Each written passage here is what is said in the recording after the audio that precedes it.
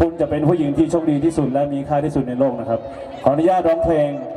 ที่1นะครับแค่เธอเพื่อเธอครับขอเสียงอีกทีได้ไหมครับแล้วก็เต้นเซ่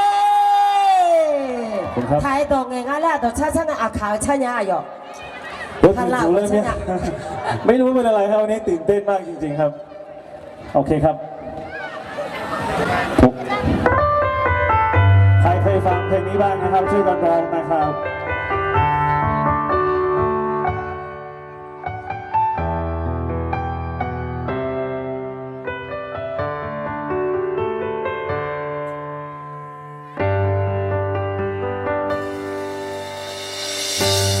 สู้หอแอแม่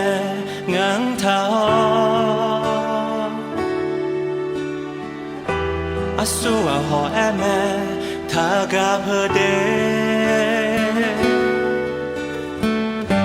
ขโมกหอแอแม่อีชางานแลผิวชื่อมาดากามาดาที่กาจอตานา ยาชาเซแมขอบคุณนะครับขอบคุณครับขอบคุณครับพี่โยนะครับ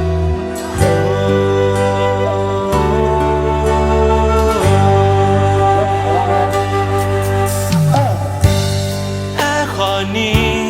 คือลังมาจีที่กาแนงังกาผิวชื่อมาจากขอนี้เนื้อกังเพื่อแจงาเนื้อขังชิมาขาตาหน้าโนแต่มาโนที่ซีเนื้อขังชินี้บีได้มา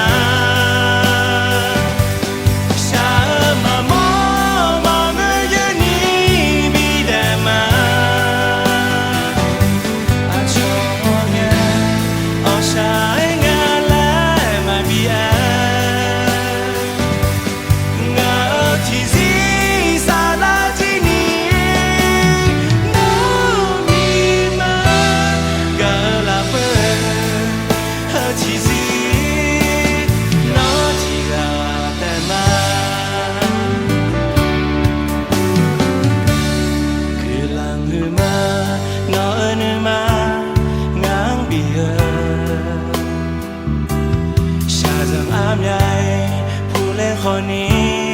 มาพากูมาอันโยคนนี้หาสิละเพื่อนอปีได้มือมาอาบูที่กาแลเฮอที่สิ